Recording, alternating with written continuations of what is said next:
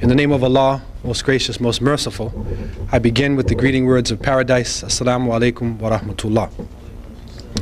And as you heard, these words mean peace be upon you. And I hope and pray that the few moments we spend together would be a source of peace. And also it would help us to understand each other more. I think it is a very good idea to have topics that bring people together of different nationalities, of different religions, and different ways of life. And I was really glad to see that there were a number of student organizations who had sponsored today's event. And it is time, really, for people to have more dialogue, to really begin to deal with topics, not only from what is given to us in the media, but actually, as we say in America, from the horse's mouth, or as they say in academia, from primary sources, going right to the primary source. And so tonight, we are hoping, inshallah, to look at part of the history of the Iberian Peninsula, what is known as Spain and Portugal today, and to bring to light some of the history that is not so well known in many of the institutions, but yet I feel is very crucial in understanding not only the history in the period that we'll deal with, but also in understanding what is going on today. And this topic, when we say Muslims' legacy, it is important for the non-Muslims who are here just to shed some light on what Islam is itself. Because unfortunately, we have been targeted, we have been chosen for some political economic reason to be the bad guys, or to be the object of Hollywood and the object of a lot of propaganda that is coming through the media. When I was growing up in America, the bad guys usually on television in the movies were generally Germans, Japanese, Russians, and of course the native people. This was a given.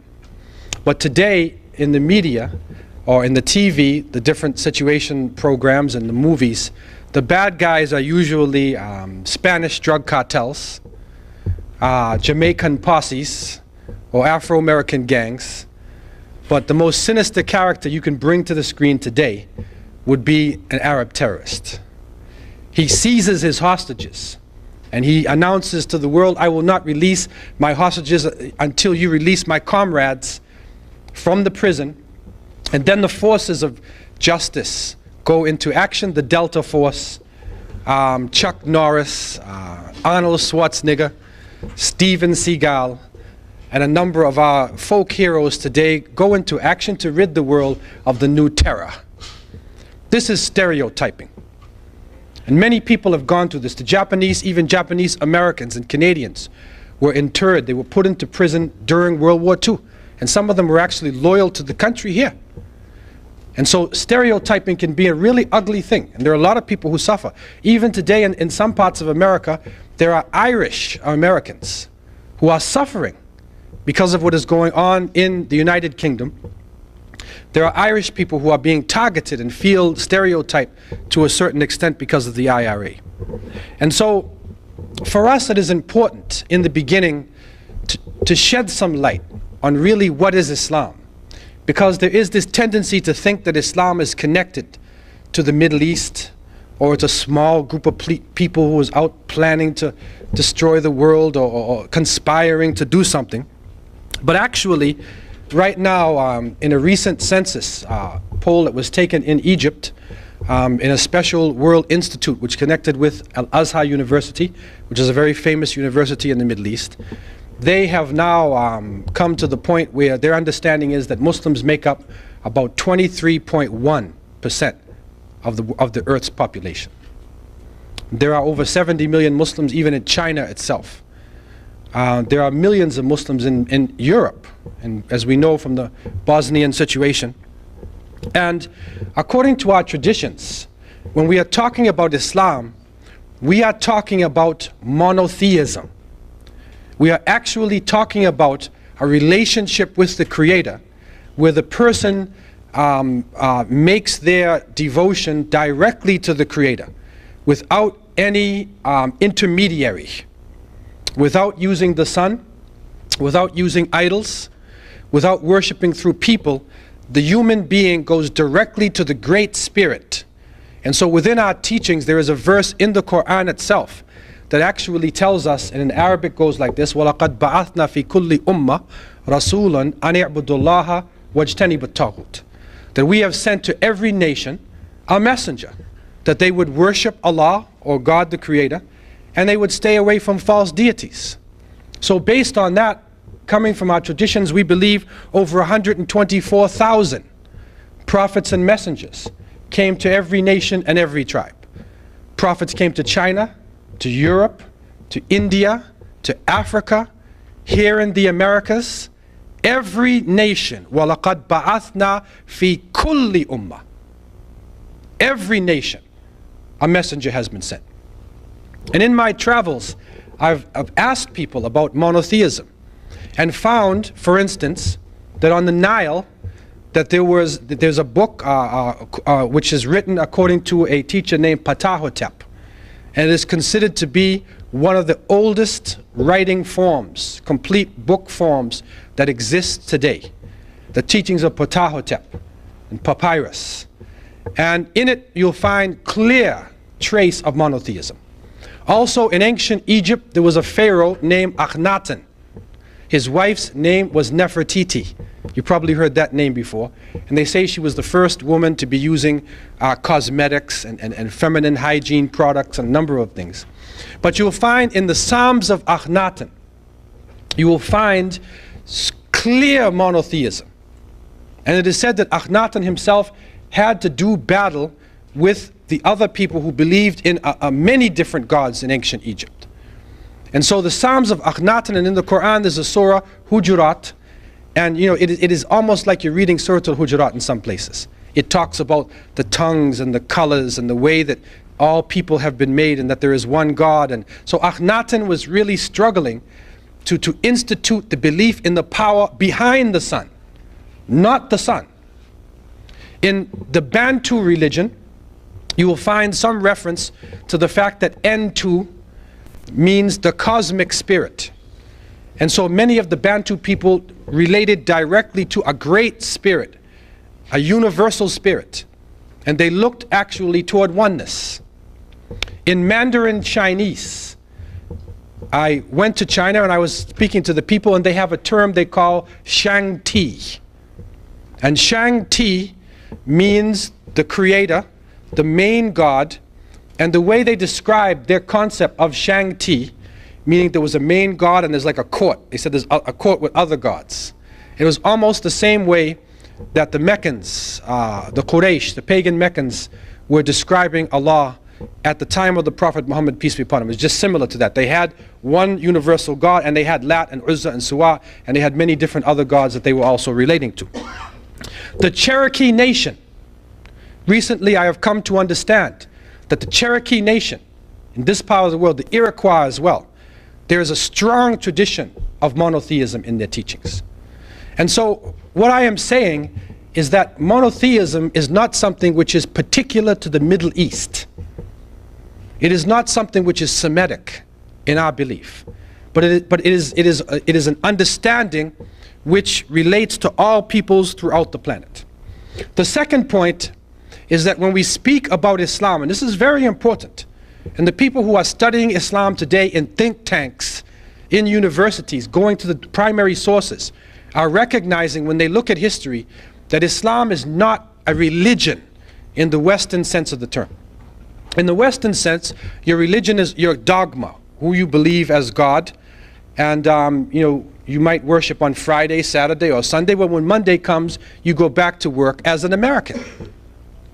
But when we say in Arabic, Inna Dina Indallahi al-Islam, that surely the way of life, the word deen, surely the way of life with the Creator is Islam. And so what that means is that the word deen is a way of life. So in other words, in a deen, it's not just your religious dogma. It is a belief that pervades everything that you do. So in other words, your economic life, your social life, your political life, all different aspects of your existence are affected by your deen. And this is very germane to what I am about to say in terms of the legacy of Islam in Spain and further on. The Prophet Muhammad, peace and blessings be upon him, we are taught, was the last of this long series of prophets and messengers. And he said that the prophets and messengers, who included, according to our belief, Abraham and Moses and Jesus and Jacob and Noah, Joseph and all the different prophets of monotheism, he said that it is like a building, a beautiful building, and the people looked at the building and there was one place that was empty. And he said, I am that brick. I am the last part of the building, and with me is the seal or the finality of prophethood. Just before he died, or the year before he died, he made what is called the Arafat sermon. And in this sermon, he established that the people should worship nothing but the Creator, that all of their business dealings should be done in economic purity, that all interest relationships are ended. Don't take interest and usury. That's a serious statement, because if the oil sheikhs throughout the world and the people in the Muslim world took their money out of the banks and put it in a bank with no interest, you would change the economy of this planet. And that probably is the bottom line in terms of why some people are paranoid about an Islamic state. It's not the other things. But if you take those billions of dollars and you start giving loans to people with no interest, then the people who are taking interest and exploiting you, they're in trouble. And so he said all economic relationships should be developed in purity. He also said, do not harm other people. Do not oppress other people so that you would not be oppressed yourself. He also confirmed for them that there is no preference of white over black or black over white. There's no preference of Arab over non-Arab or the non-Arabs over the Arab, except for taqwa. It is the piety and the right action that separates the people. He also established that men have rights over women, but women also have rights over men. He also established that if you follow two things, he said, I've left you two things. This is the Quran, the book of Allah, and my sunnah, my way. If you follow them, you will never go astray. And this was the essence of the message that he left with his followers. And he told the people who are present that they should take this message to the people who were absent. And they took it to different parts of the world. And we are coming to realize that many of the words that we look at in English, if you could go back before the time of Queen Victoria, if you get a dictionary before Queen Victoria's time, then they tell you the roots of the word. And so there are many words that have Arabic roots, that have Turkish roots, Persian roots, many different languages. But you don't get the roots of these words. Even in America, there are many place names and there are many common terminologies that we are using that actually have roots that can go back directly to the Arabic language and to Islam. Just some of the places that we had discussed the last time I was here, but some of the places, there's a long list. When the Muslims went into the east coast of Africa, they found a base of operations for the Persians, and they called it Maq'ad al-Shah, and Maq'ad al-Shah became Mogadishu. They went down to the east coast of Africa, and the base of a colony was set up by Musa ibn Baig. Musa ibn Baig, Mozambique. They found some islands where the moon was really bright, so they call them Juzr al-Qamar. Juzr al-Qamar is now Comoros Islands. They went into the Indian Ocean, into the South China Sea, and a Harvard University team led by a man named Barry Fell, F-E-L-L, who wrote a book called Saga America, found inscriptions all throughout the southwest of the United States. They also found a map, and on this map it had Panama, it had the Hudson Bay, it was showing North America, and it also had islands and some Kufic writing, and then there were other pages of this writing.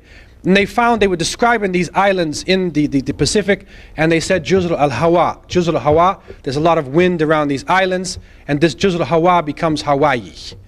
Also recently, another researcher also found some interesting information. He found that when they were traveling in the area of the Hawaiian Islands, they found a harbor. You know, there's pearls there. You know the Pearl Harbor in World War II, the Japanese bombed Pearl Harbor. It's a key point in the history of World War II. And so they said, in Arabic, pearl is lu'lu. Or you can say lulu. That's another way of pronouncing Arabic. So they said, huna lu'lu. Or they say, Honolulu becomes Honolulu.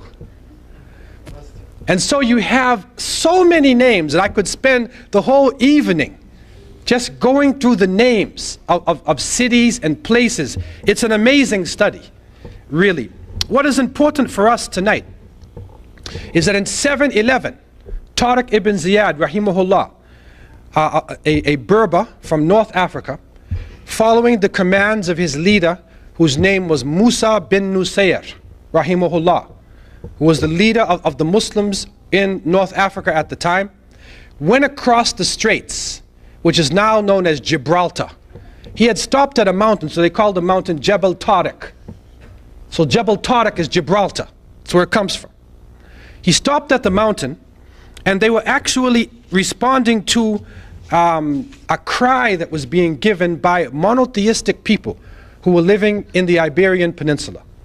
And when you study the history of the Iberian Peninsula and the Gothic people, and you study the Catholic Church and what was going on, right around that time, around 711, there was a king named Roderick.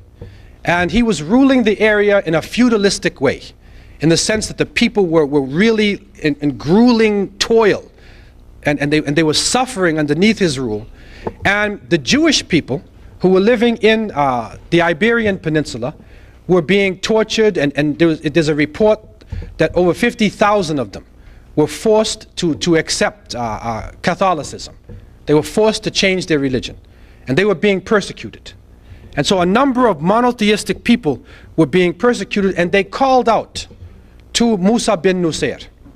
And there is a report even of a ruler, Roderick's ruler, his name was Julian. And he was controlling Ceuta and Tanja. He was controlling this coastal parts of Morocco for the king of the Iberian Peninsula. And you know, he was oppressed by the king. There's a long story about Julian. But Julian went to Musa bin Nusayr. And he said, the people are ready now for liberation. They're ready for somebody to take them out of this rule into a rule where they will live under justice. And so Musa bin Nusayr, rahimahullah, sent Tariq ibn Ziyad, and they went in 711 across, and they met Roderick in a decisive battle. And after this decisive battle, which was won by the Muslims, they continued to go north. As they went north, they found that the people were actually glad to see them. And they found that there was almost no resistance. And so by 3 years, within 3 years, and Musa bin Nusayr actually later on caught up to Tariq and joined the forces. And within 3 years, they had taken control of all of Spain except the northwest corner of Spain, the mountainous regions in the top. That's the only part of Spain that was left for them. And they controlled the whole area. And it is interesting because there is a document which was describing a treaty that was made. This was done between Abdulaziz ibn Musa ibn Nusayr, and it was in 713. And it was between the Visigoth prince of Murcia, Theodemir, and this was about the surrender of a particular city, Orihuela. I hope I'm pronouncing the word right. And when it discusses this treaty between Abdulaziz and the prince of Murcia, in the treaty it clearly states that the Christians and the Jews who were living in the city would maintain their synagogues and churches, that they would be allowed to have autonomy in the city, that the princes and the rulers in Murcia would be able to maintain most of their belongings. They did not have to surrender their belongings to the Muslims. That just about all of the slaves in the city were immediately freed. And when you see this, when this treaty came about, the people were joyous. The taxes that were on them in Roderick's time were lifted from them. And so this type of justice, when established in a practical way, the news of this spread throughout Spain. And this is really, I believe, the reason why the Muslims were successful in taking so much of the territory in such a short time. Because if they were a terrible force and were oppressing people, surely the people would have resisted. And when you look at the numbers of the Muslims, you will find that the number was very small. Some reports say that when Tariq met Roderick, Tariq's forces were only somewhere between 16 to 20,000 men. Roderick's forces were over 100,000. That's the type of odds that they were facing. But the people were suffering under oppression, and so they were able to establish themselves in the Iberian Peninsula.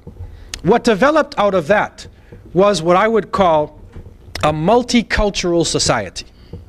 It's a multicultural society where people were allowed to be non-Muslims and have their own houses of worship. They were allowed to carry on with their arts and sciences. They were also allowed, to a certain extent, to even judge themselves. In small matters, Jewish law or Christian law would apply to the people within their enclaves, within their areas. The general law of the land was the law of Islam.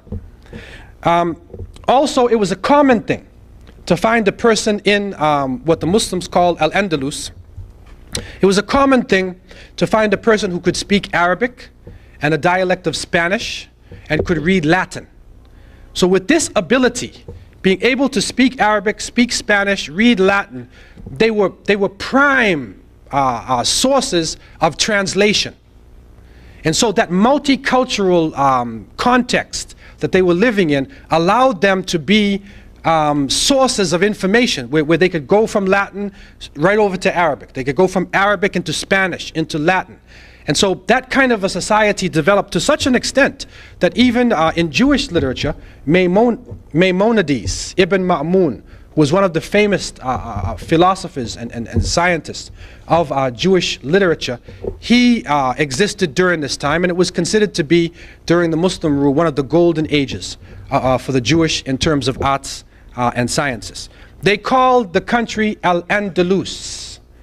This is an Arabic word, and it means something to the effect of to become green at the end of summer. To become green like a garden at the end of the summer. And it was such a beautiful place.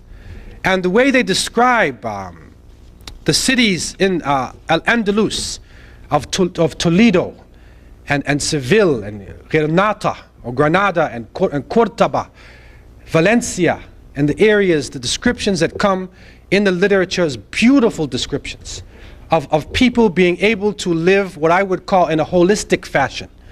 They were able to develop science in such a way that the science did not destroy the environment. This is a very important accomplishment they made. It wasn't the size of their buildings. It was not the size of their guns. But they were able to, for instance, take water and bring the water down from a mountain using aqueducts, using canals, and canal it all through the cities so that every house had access to running water. And they did that without destroying anything or damming anything up or blocking anything. They did it in such a way they were using gravity. This is a holistic way of approaching things. And if you go to Granada today, you will still see the waterworks are being used from the time of the Muslims. The water is flowing all over the place. And this was a great accomplishment that they made. Among the products that were introduced into the West through Al-Andalus, I'll name a few of these products to you. Cotton, paper, glass mirrors, street lamps, salt, colored glass, silk, satin, pepper, cinnamon, handkerchiefs, deodorant, kerosene, linen, firearms, cotton balls, paper money, postage stamps, book binding, clocks, ceramic tiles, nitric acid, soap, astrolabes, compasses for navigation, slide rules, rulers, surgical instruments, windmills, spinning wheels, rose water, maps, globes, citrus and nectar fruits, carpets, eyeglasses, curtains, test tubes, porcelain, fine furs, velvet, almanacs, and encyclopedias. So you can see right away that some of the contributions that they have made, that's a legacy in itself. Because we are benefiting from this, and I can go on with the different aspects of culture that the Muslims developed in that part of the world and other parts of the Muslim world, and they made it in such a way that it was usable for Western society, and it helped Europe to come out of the Dark Ages.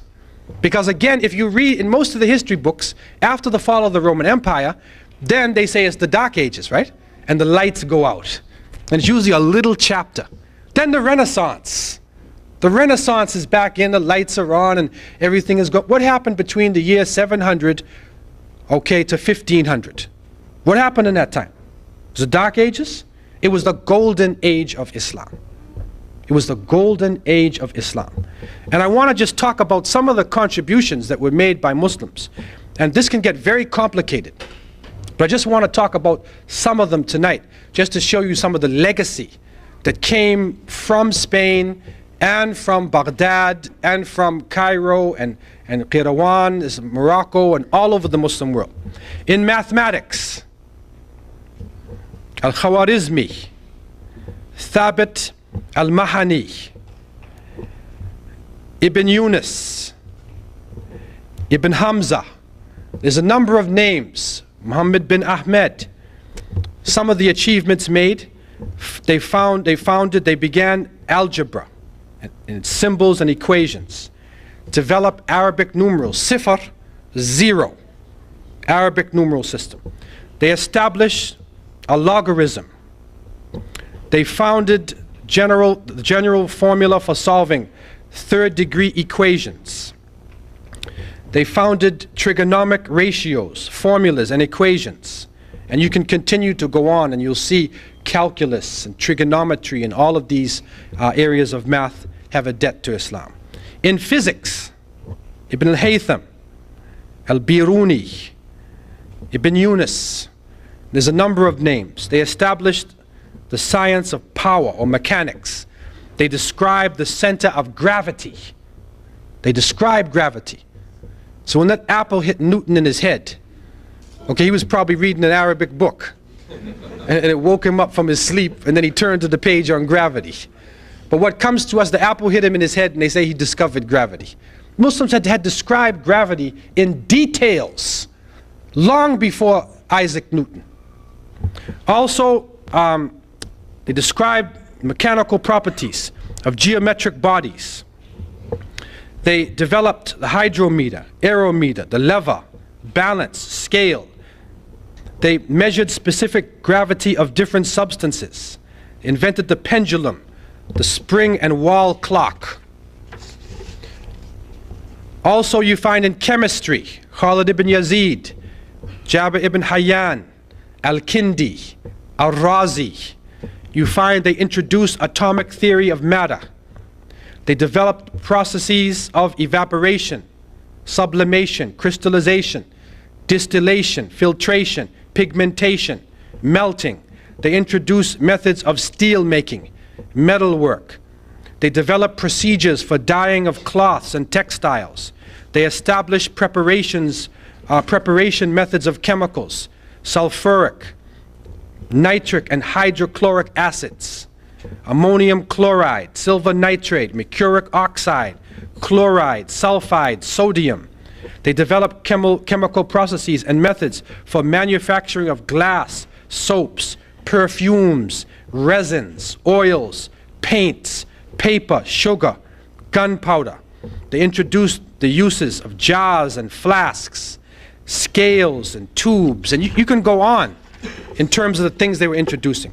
In astronomy, Al-Battani, Al-Biruni, Al-Farghani, and you can go on. They developed astrolabes and sextants, prepared star catalogs and tables of planetary motion, named over 200 stars with Arabic names. They proved the earth as a spherical shape. They calculated the length of terrestrial degree, determined the earth's circumference and diameter. They measured solar inclination angle. They charted the positions and orbits of stars and planets. In medicine, you find Ar-Razi, Ibn Sina, they call him Avicenna. In his work, Al-Qanun fi Tib, the law in medicine, you find they performed gynecology, obstetrics. They wrote medical encyclopedias. They performed therapy procedures. They prepared mercury ointment. They discovered a blood circulation and described the pulmonary circulation and the function of lungs. They recognized the contagious nature of tuberculosis and the distribution of disease by water and soil. They performed surgical treatment of eyes, ears, and teeth. They used and described over 200 surgical instruments. Over 200 surgical instruments. It's amazing. They describe 130 eye diseases. And they characterize 143 drugs. In pharmacology, Jabir ibn Hayyan, Ibn al-Bitar, Dawood al-Antaqi, Ali ibn Isa, they prepared alcohol, acids, nitrates, carbonates. They introduced the use of picrotoxin. They prepared chemical medicaments in pills and solutions. They established chemist shops for dispensing prescriptions. They introduced to Europe quite a number of medicines and herbs which betray their Arabic name. Al-Kanna, alcohol, alcohol. Alcohol is Arabic word. Al-Kali, alfalfa, camphor, cotton, hakim, jasmine, saffron, etc. In geography, Hisham ibn al-Kalbi, al-Yaqubi, Ibn Jubair, al-Idrisi, al-Mas'udi, and you can go on. They invented many geographic and surveying instruments and devices. They prepared many accurate and detailed nautical and land road maps of the world. They calculated and prepared ephemeris tables of ocean tides and seasonal winds. They described the lands and the natives of the New World in their reports.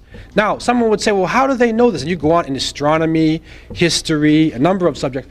How would they be so good in these subjects? I want to take two areas. In the area of geography and astronomy. So what is important about the stars and direction? What is important about the geography of the world?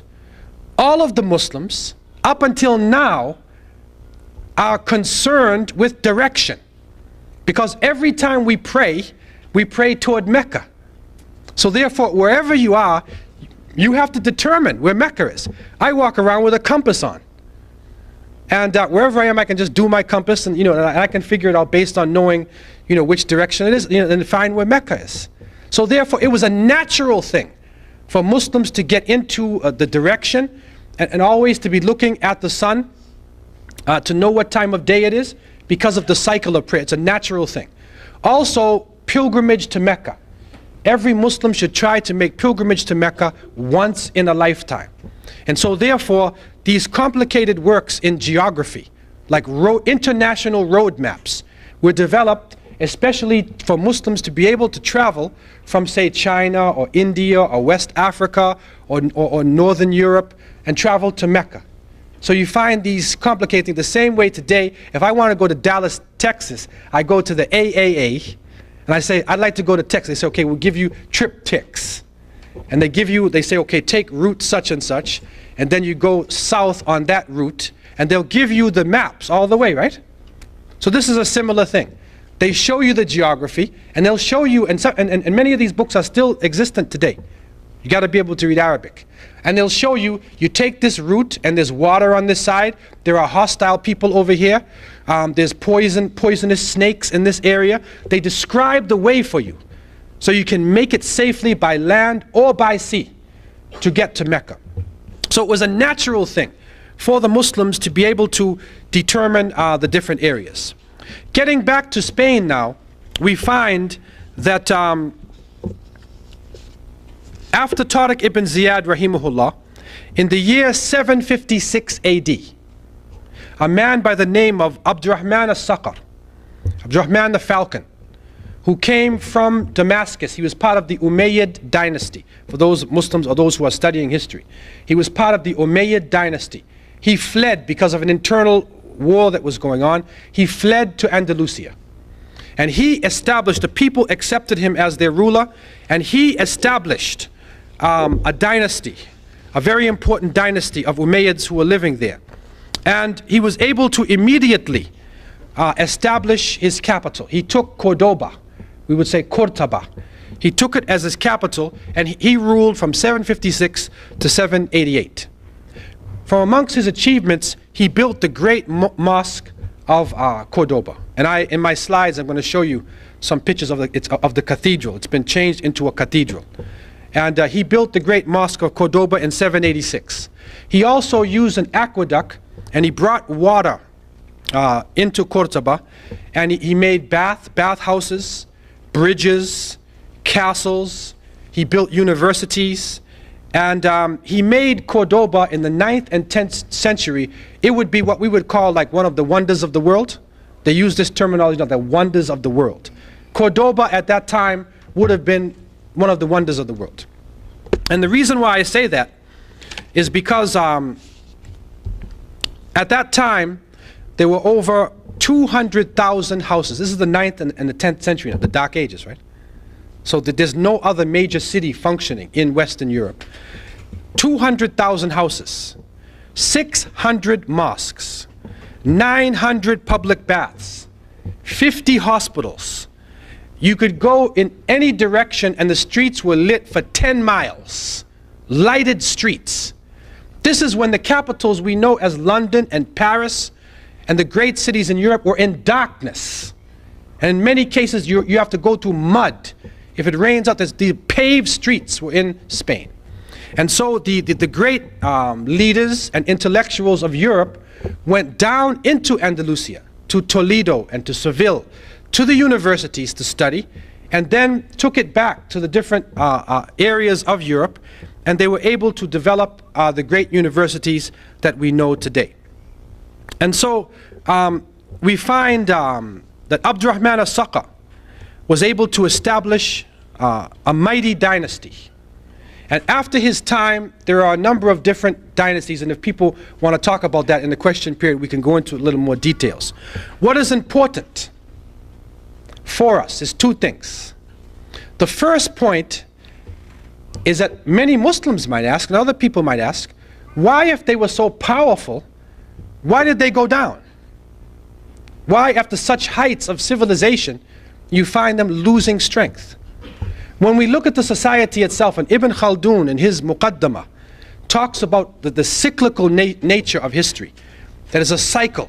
And when you have strong, dynamic generations, then you will find your civilization is powerful. But when corruption sets in, then weakness sets in. And so, they became weak because they started to look at each other as nations and tribes.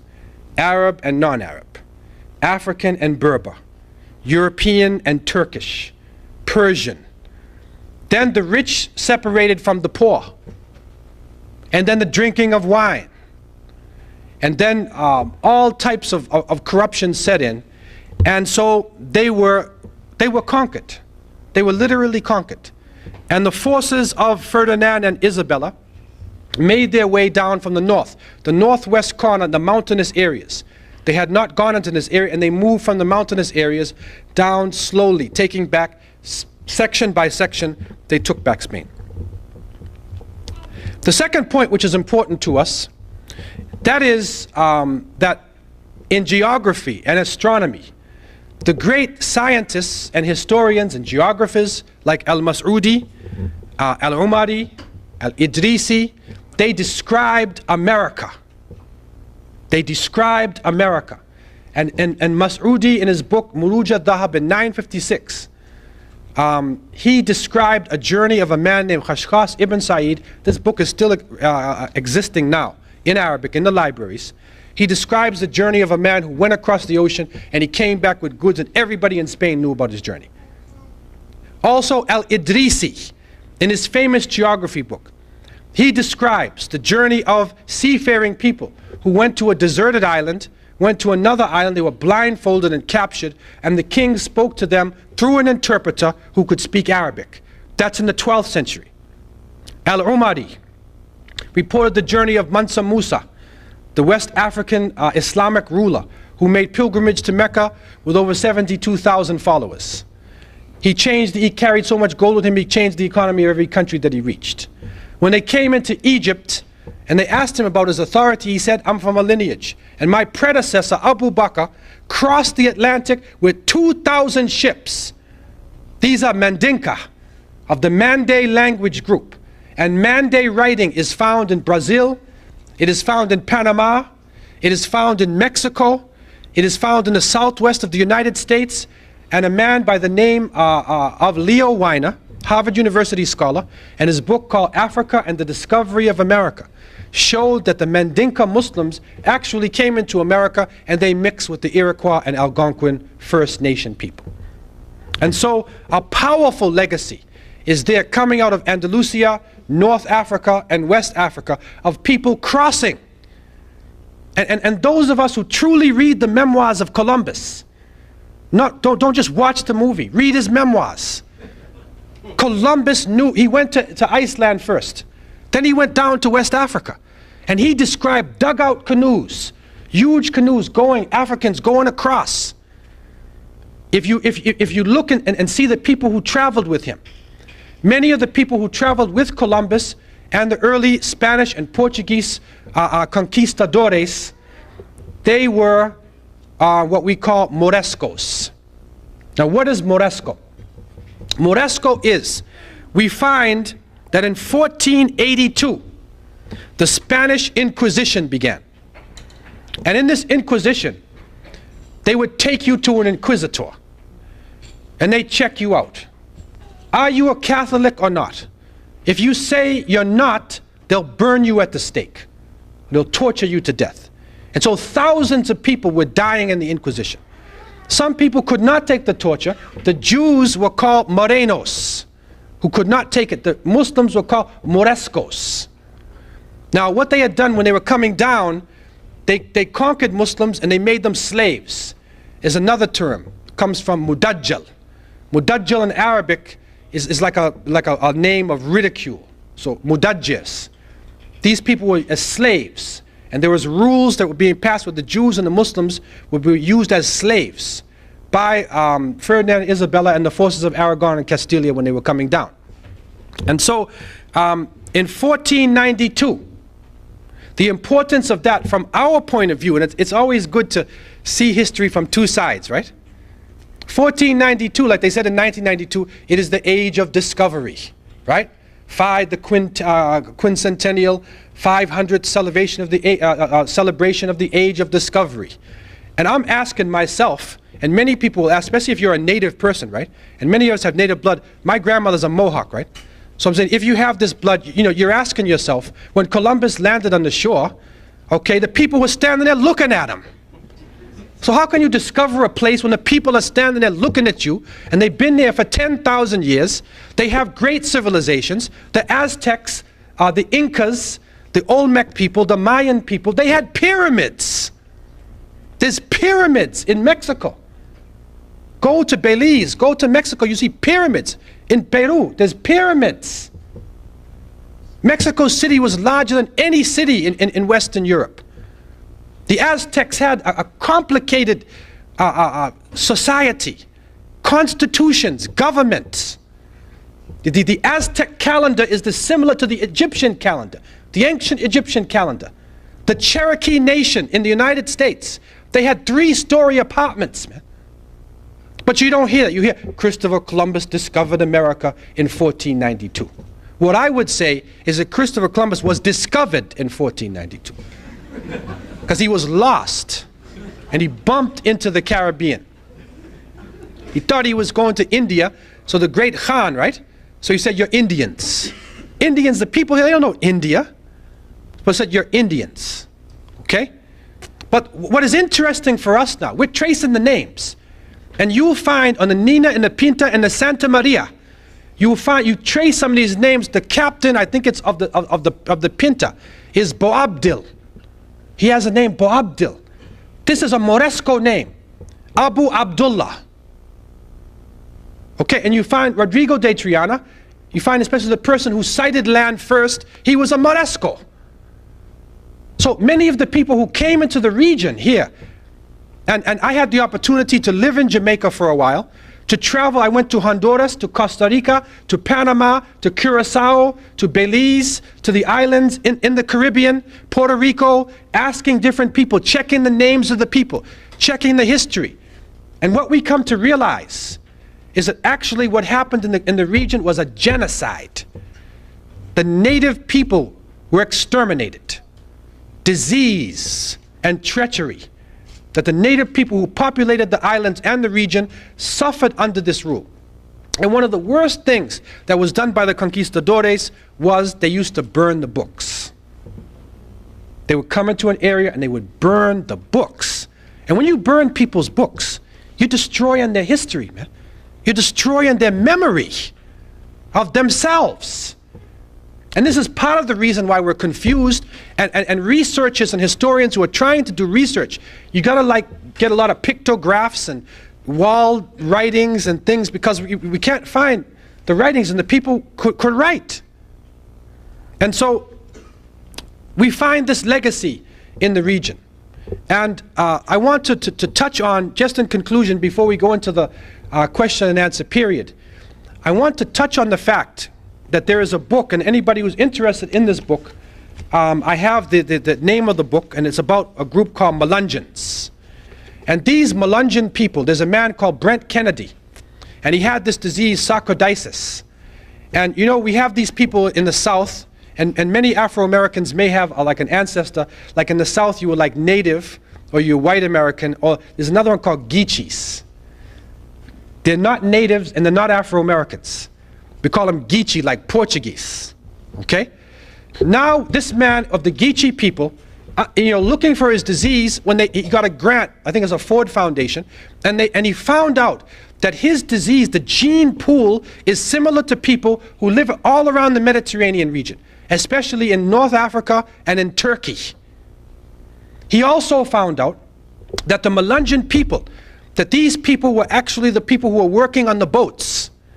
And when Santa Elena was conquered by the British when they came into America, because you know the Spanish were first here, right?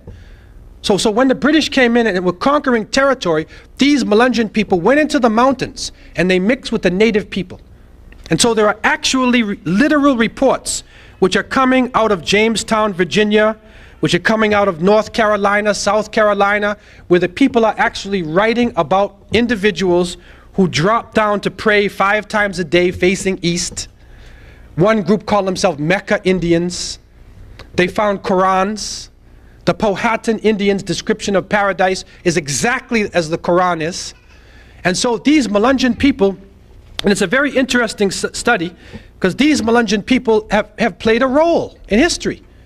Nancy Hanks, the wife of Abraham Lincoln, was a Melungeon. And this is a serious study. It's going on right now. And people who are coming from that part of the world, you know, who have names like Bennett and Coleman and Adkins and Goins and Williams, if you're coming from that part, you probably would be one of these Melungeon people. And so they had an impact which is not being discussed in the history books. Also, when the Spanish were opening up the Southwest, there were Muslims, as I said, Morescos. Some of them they brought right in from Morocco. One famous guide, Estevanico went all the way to Arizona and opened up a lot of the territory in Arizona. And so alcalde system, the Spanish were using alcalde system of law. It is from the Arabic al-qadi, which means the judge. Amir, like the Amir is that means the ruler or the leader, is the mayor.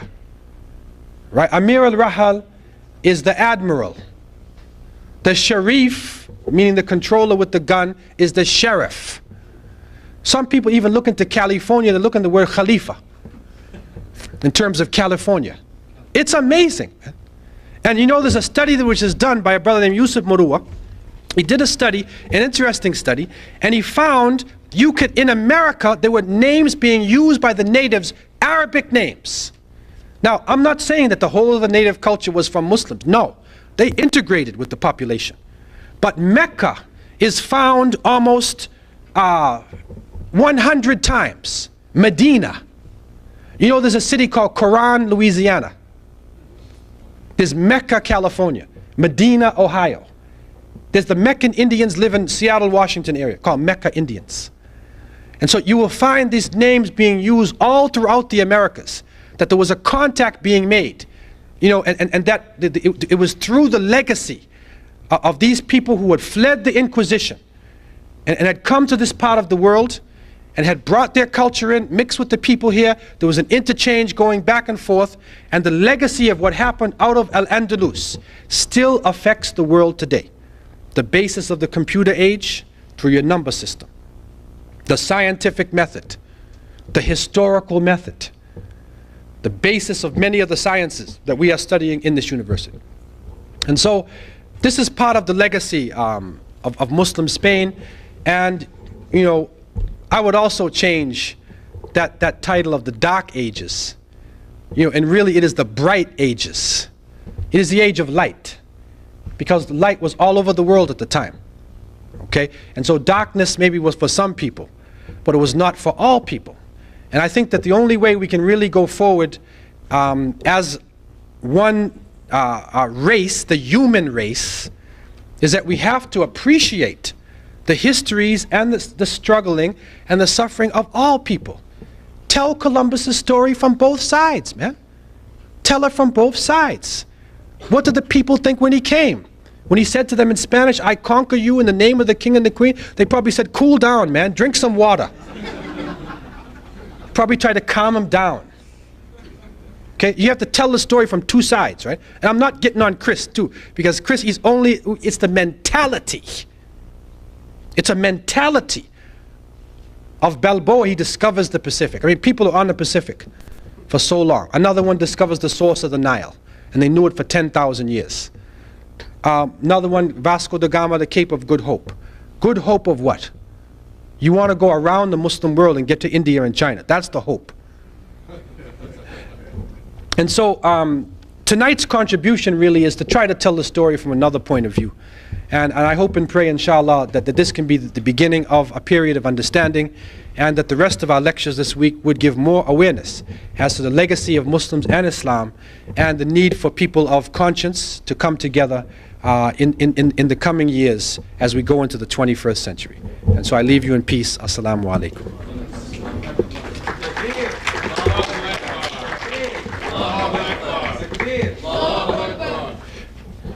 Now, I want to open up the floor for a couple minutes for any questions that anybody may have, or any feedback that you have. Because for some, this may be kind of different in terms of, especially the stuff about coming across the Atlantic before Columbus. I got a book too. Okay, so if you want the sources, you really want to get into the sources, everything is documented inside of the book that we have in the back. But I want to open up the floor for questions. So please feel free to ask any question that's on your mind. Floor is open. Yes, sir. You did mention Muslims who were brought over as slaves from Africa. Yeah.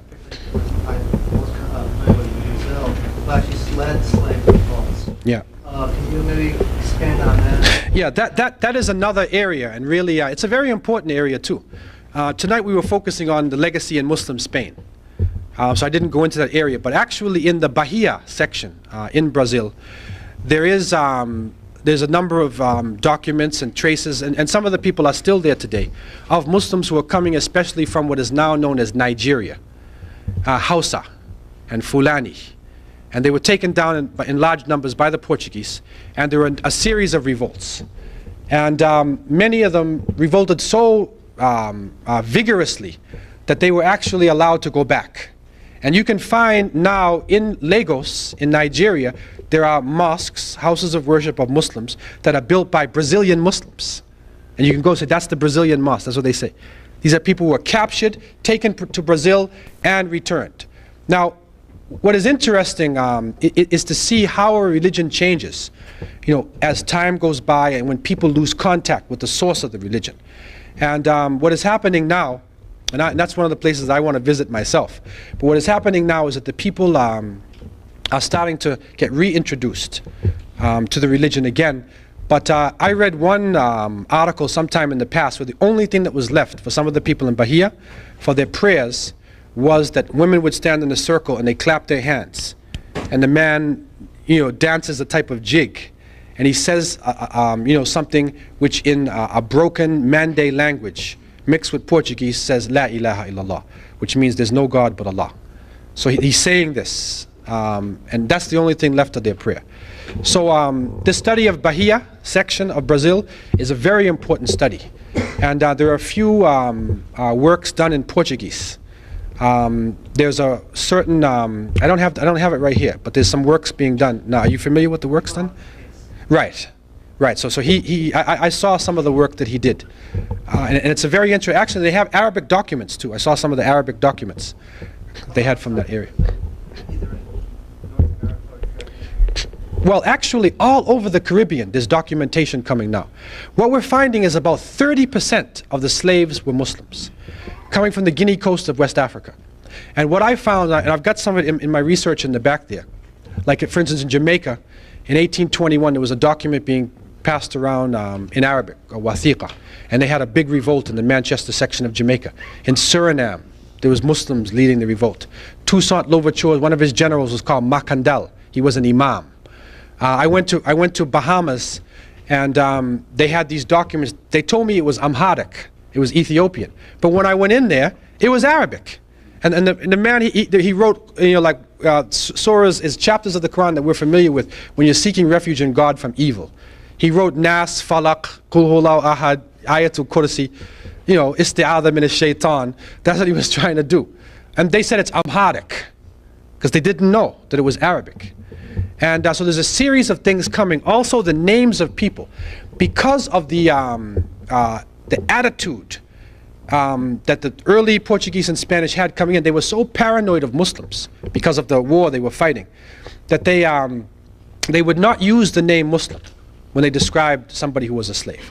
So you won't find the name Muslim being used. See, and this is what threw people off for a long time, because you didn't see a name. But now we're reinvestigating the names. And you find names like Bubakar or Bukar, which actually is Abu Bakr.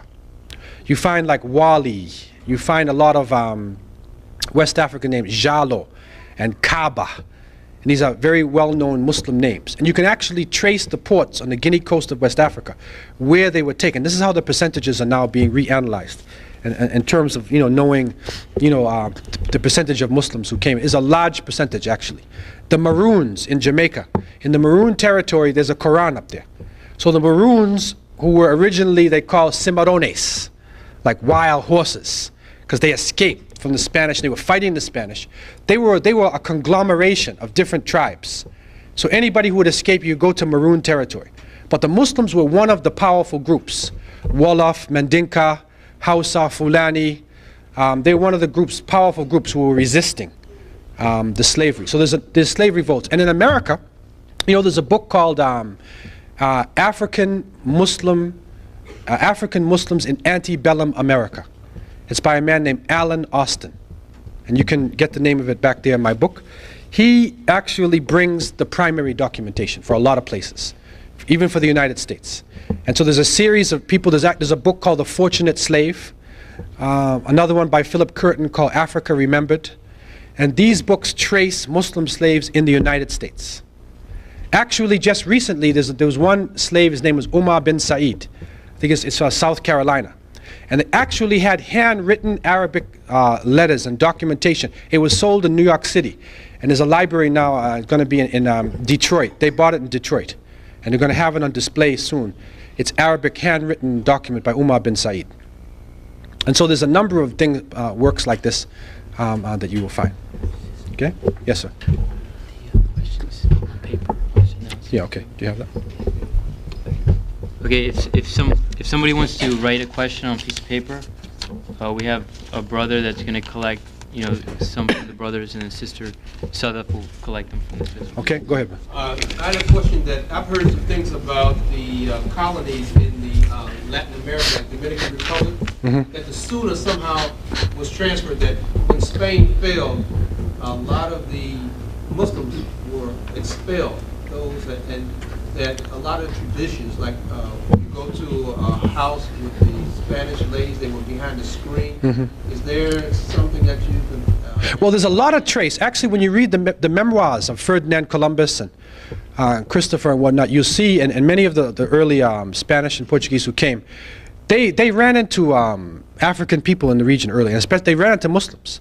One writing in the memoir, when Columbus came into Cuba, and he came into a certain bay, and I read this thing, and they said there's a mosque on the top of the hill. That's how they described it. They said there's a mosque on the top of the hill. That's how, you know, it's unbelievable, man. And when Ferdinand Columbus writes, when they went to Honduras, they said the women had heavy gold in their ear. And it's just like in West Africa, in Mali, they had so much gold that it was a style to wear a big piece of gold, so like extend your earlobe. And then the names, like one name is called Al-Mamis, which is from Al-Imamu, Al-Imam. That's a West African way of saying that, you know, the leader of the prayer. And that is a grouping of people in Honduras.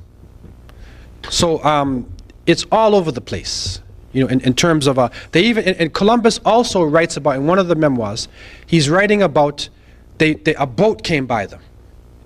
And they said when they looked at the boat, the men on the boat had on a type of cloth which had the same patterns as the cloth in Granada. And some of the women on the boat had a veil over their face, like some of the women in Granada used to wear. So when they described this boat, they said, this is in the Caribbean. They ran across this. So like, you know, they're running across these things all the time, but you don't get that. You know, they filter out that aspect. I have a question. Yeah. Is there any connection between Alaska and Al-Aqsa? I haven't heard any connection between that. Al-Aqsa? Al-Aqsa is the furthest mosque, or the foul place, yeah. I don't know.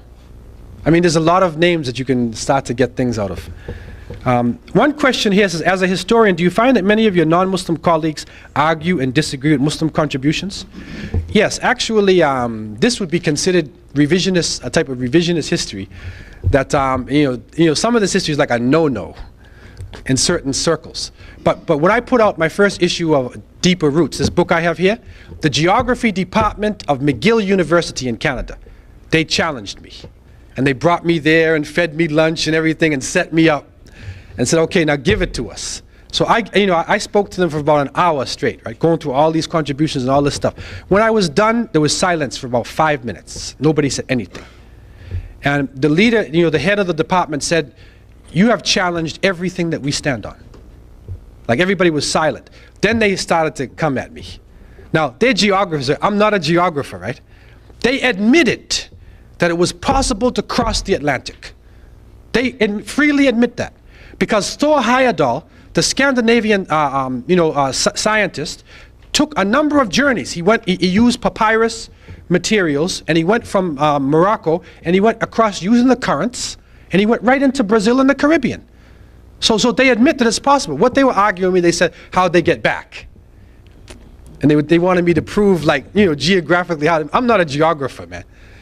You know, so that's the only point that they could get me on, you know, which current it was they came to go back and all that. But they admitted freely that it was possible for people to cross. We know even the Celtics, like Viking people from the north, the Phoenicians, many people crossed the Atlantic, man. They got us stuck in this Columbus syndrome. But Chris was late. He was very late, man. Like many people were going across the Atlantic and the Pacific. The Polynesian people, Chinese people, they made contact with the Americas on the Pacific side. And if you go into the culture of the people, you will see Polynesian blood, Polynesian traces, if you go on the Pacific side. So it's just a matter of going to the documentation and looking at it from another people's point of view. That's all it is. How do you answer criticisms that since you're Muslim, your view is biased automatically? Well, you know, I mean, I could say if a person's, you know, European, you know, then he's biased when he writes a history book that says Christopher Columbus discovered America. They call it Eurocentrism. Okay, but, you know, in historical circles, the bottom line is your documentation. It's your argumentation which comes out of your documentation. So I don't care what you are. The bottom line is, like, what's your proof, man? Bring it to me. Show me your reasoning and show me your documentation. So it doesn't matter what you are. If you're open-minded and you have the documentation, and really, you know, the documentation is there. It's not like it's not there. It is there. But just for a long time, it has not been resourced, it has not been brought out to the public as to, you know, what is really happening in America before Columbus. You know, now people are changing the mentality about Columbus, but they still try to push this thing in 1992. They still try to push it, you know, to make people think that everything started with him. Another question is about, are there a lot of Muslims in Jamaica today? And are they received well? There are a number of Muslims in Jamaica. If you know Jamaica itself, there's in Spanish Town, and there is in Black River, and in Clarendon, and Kingston. In Kingston, there's a big mosque in Kingston, and now Montego Bay, they have land, and they're in Port Maria area on the north coast. They're Muslims. I lived in Jamaica for 4 years, so there's a number of Muslims there, and it's one of the places where a lot of people are accepting Islam. But the problem there, there's an economic problem. So unless you have employment or some way for people to, you know, deal with their life economically, it's hard to really practice a way of life that's very different from society, unless you've got an economic base. And I think that's the problem the Muslims have today, is a practical way where people can accept Islam and they can really change their life completely.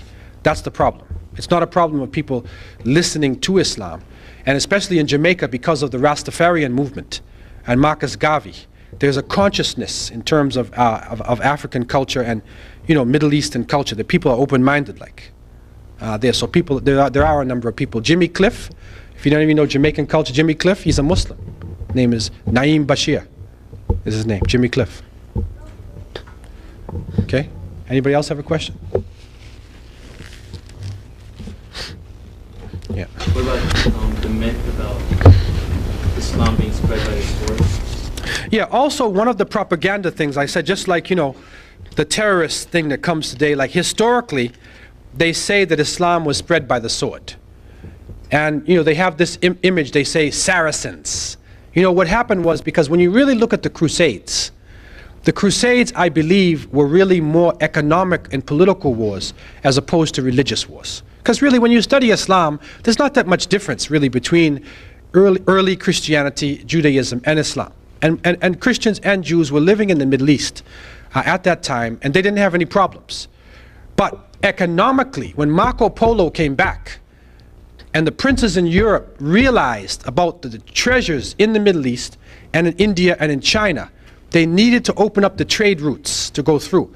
The Middle East is that central zone, so they wanted to control it. So really, I believe it was more economic and political than it was actually a religious war.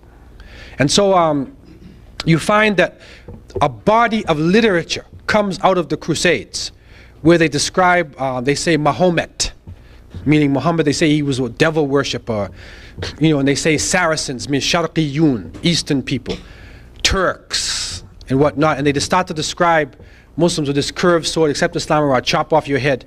But the Quran says there's no compulsion in religion. Truth stands clear from falsehood. What you do find, for those of you who have studied history, in the 7th century, at the time when the Prophet Muhammad, peace be upon him, came, there was the Byzantine Roman Empire, okay, Eastern Orthodox. The capital was Constantinople. And there was the Persian Empire, Sassanid dynasty, okay, in present-day Iran. And so these were the two world powers in the Middle East. And so they attacked the Muslims. The Romans attacked from the north, and the Persians attacked from the east. So the Muslims responded to the attack. When they responded to the attack, the Sassanid dynasty was in a corrupt state, and it fell. And so they opened up all the Persian holdings. The Byzantines were also in a weak state, And so they took the Byzantine holdings in Palestine and they went right around North Africa. They were all Byzantine Mediterranean holdings. So it was a war going on between the Muslims and the Byzantine Roman Empire. Other places, when you look at the spread of Islam in other places, you find it's mainly merchants and it's mainly people of knowledge who are spreading Islam. It's not the sword. The largest Muslim country, 170 million, is Indonesia. No army went to Indonesia. Only merchants by the sea. And ulama, scholars went. That's all. There's no armies went there. So again, it's like a stereotype.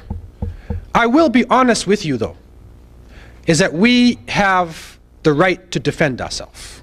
And some people don't like that. And that's one of the aspects of Islam.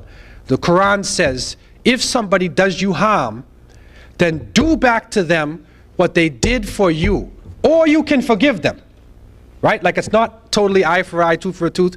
It's not totally turn the other cheek. You got two alternatives. So the verse says, if somebody does you harm, do to him what he did to you, or you can forgive him. And the end of the verse says, and forgiveness is probably better for you, if you only knew. So, but it gives you the right to establish justice. And so Muslims, that's why in the slavery period, many times the Muslims were the people leading the revolts. Resistance, man. Because people have a right for self-determination, and they have a right to defend their land. And I think that's a principle that everybody treasures. In America, this is a founding principle of the country, with the British, right?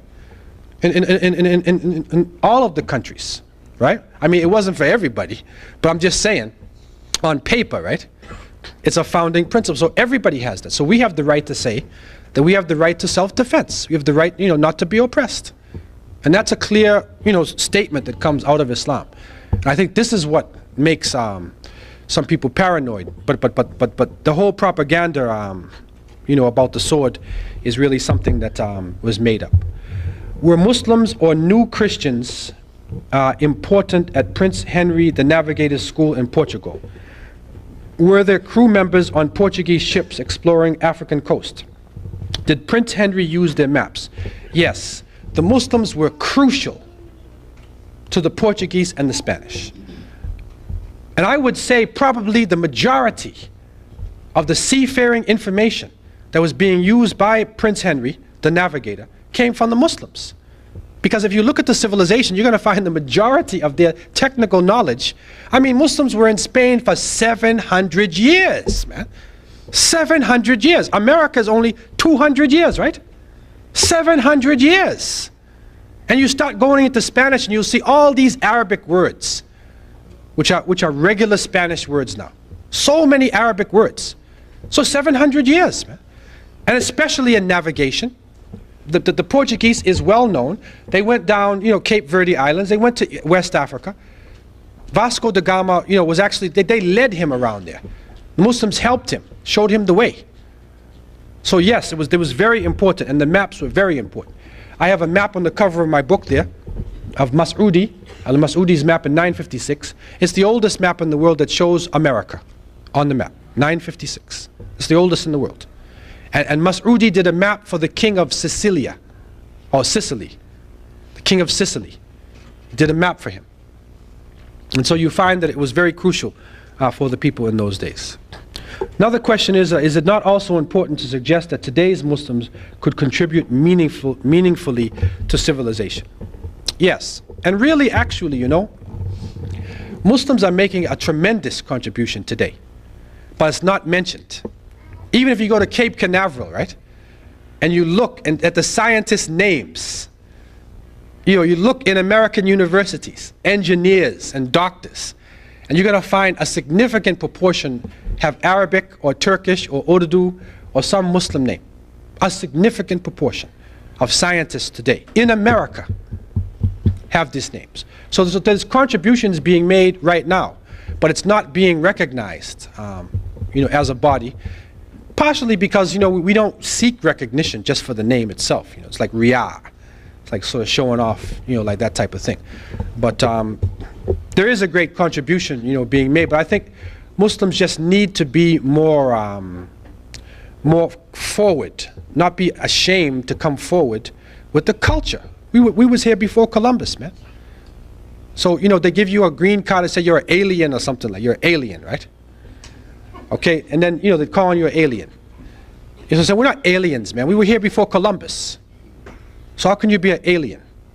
See this point? Anyway, the whole earth belongs to Allah anyway, right? Like people have been, you know, cultures have been interchanging.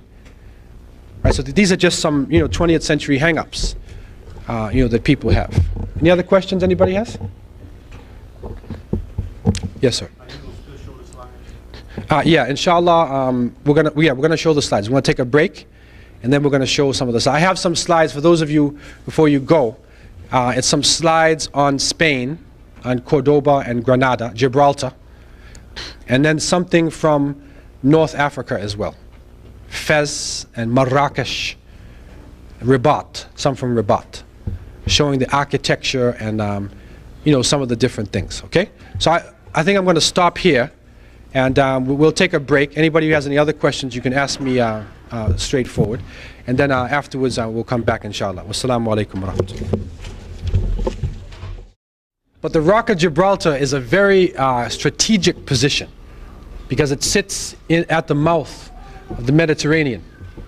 And so people have fought over this rock in this position for a long time, for thousands of years. And so that was the first part for me, to go to the rock. And again, the rock, Gibraltar, is Jebel Tariq. So that itself has a connection with Islam. Also, you look at the walls there, and when you're in Gibraltar, you know, if you can look at structures and see the size of the bricks, like the wall that's there and the inner wall and then the houses, you can see different time periods, and you'll be able to start to recognize what they call Moorish architecture, the Moors. They use that terminology. It's referring to people of color, but actually the Moors means the Muslims who were living in Spain. I guess the most famous one here in America is probably Othello. The Shakespeare, Othello, right? They had a movie with Othello too, right? So now he's famous. Is it Fishburne, Larry Fishburne? Now, on the rock itself, as you go up, wish I had. So it makes you feel like right here, on the rock, is that right there? This is a Moorish fort. That's a fort built by the Muslims. And that's as you're going up. And when you get up near the top, actually inside, there's a series of underground tunnels. And in World War II, it was a very strategic position. And the Allied forces built a network of underground tunnels there, and they were living inside of there, and they were storing equipment. And when you look closely up there, if you can get close, you'll see that there are monkeys. There's monkeys up there too. They live all up on the side. And the British have a superstition that as long as the monkeys are there in Gibraltar, they will control the mountain. So they actually replenish the monkeys. You know, it's like a superstition they have. But the British control, and the Spanish are angry about this too. And so that there's a problem that's going on. You know, I'm coming from Canada. And so I had a problem because at that time, if you know what was happening in '95, you know, there was a big boycott because of the fish with the Spanish, right? With Canadians. So I made it in just in time. As I was leaving, the Spanish authorities gave me a lot of trouble when I was leaving, you know. So I was coming out of Canada. So this is right up at the fort itself. And it says when the Moors recaptured Gibraltar from the Spaniards in 1333, they rebuilt an earlier tower, ruined in the fighting, into the solid tower of homage, which has since withstood 10 sieges. So this is a tower that you'll meet when you first go into Gibraltar. This is the inside of it. They're doing it over again to show how the Muslims lived on the inside of the tower itself. Now, when you're standing on the top of the rock, this is a shot from the top of the Rock of Gibraltar. And then you're looking down on the Spanish coastline. So you're facing east. And you can see the airport runway down on the bottom. That's the runway. Now, this is on the left side, just like the rest of the runway. And it goes right out, you know, and if he doesn't have brakes, you're going to go right back into the ocean again. But you go around there to Al Jazeeras. That's another Arabic word, Al Jazeera.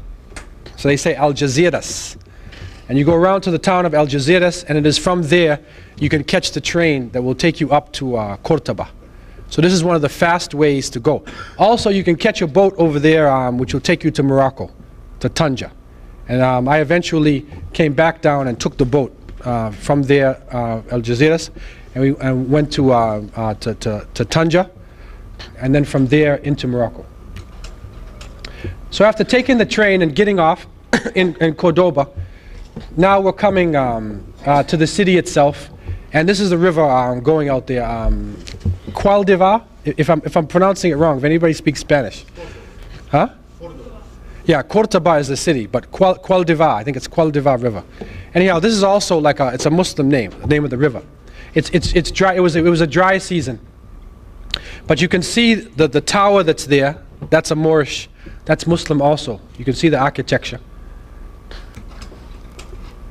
And this is also right across the bridge from the main city. And this is a Muslim tower that was there. And a man by the name of Roger Garudi, who's a person who had accepted Islam, he was given a large grant. And so he has a display inside of this tower now, which is a very interesting display. And this is from the roof of the tower. And you can see in the middle an aqueduct.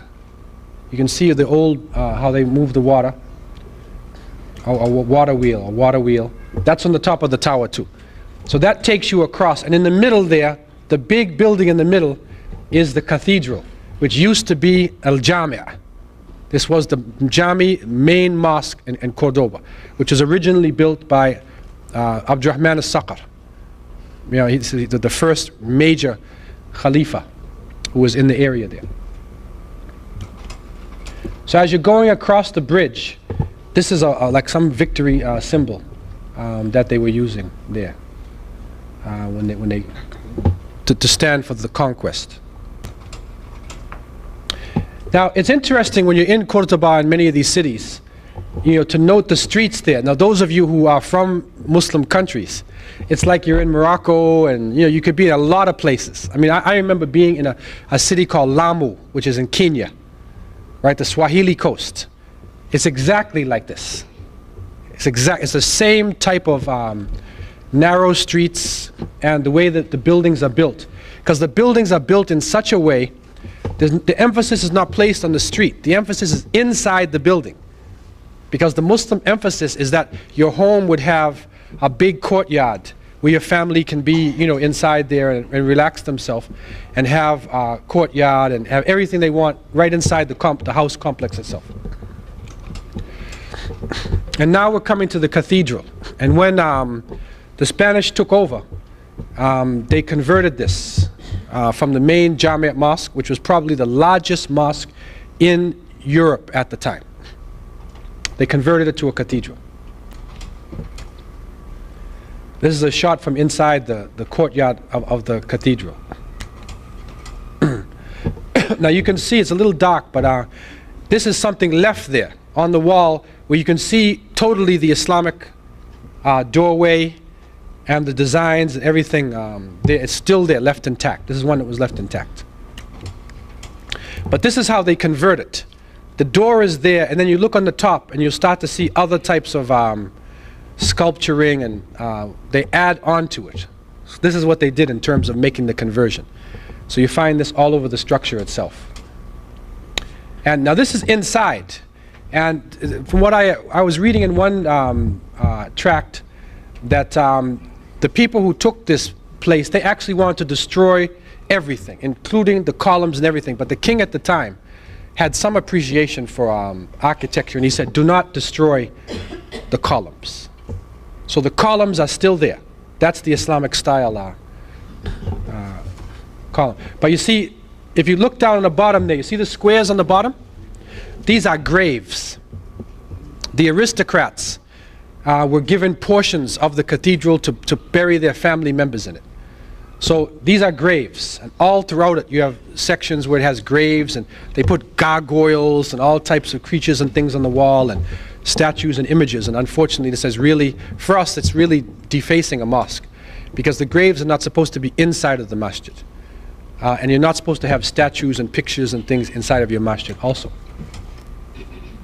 Now this is the main mihrab, and you know, it really hurt me, because he's dealing with the verses, you know, huwa Allahu alladhi la ilaha illa huwa alimul ghaybi wa shahada, and then at the end it says subhanallahi amma yushrikun. Allah is glorified and above all that they associate with him. And then shirk is all inside this place. Polytheism is all in the place, man. And it really hurt to read those verses, you know. And there was a tour guide who had a group of Spanish people, and they were touring, and so I asked one of the brothers who was with me, it was an Andalusian Muslim who was taking me around. So I asked the brother, I said, stand in the crowd and just listen, tell me what he's saying to them. So he stood in the crowd, and he came back and he said, what they say is, this is the mihrab, and the Muslims believe that Muhammad lives in the mihrab. And so if you do anything that, you know, if you do any evil or do anything, he will come out and get you. That's what he was saying, man. Subhanallah. So this is really, it's really unfortunate, you know, what is going on. And they will not let you make salat there. Like some brothers want to make 2 rakats, they will stop you. They'll pull you out of salat. And I'm God. Well, you cannot pray inside that building. The ceiling right next to the mihrab is still, the Islamic design is still there. Now this is Madinah al-Zahra, and the Khalifa al-Nasir, this is one of the later Khalifates in the Umayyad period after Abdurrahman al-Saqqa, and this is when they started to get corrupt. He built a city outside of Cordoba, and he built it to keep his own capital there and to keep his power. He did not want to be associated with the people in Cordoba itself. So he built this beautiful city outside there, and they say it was one of the wonders of the world at the time.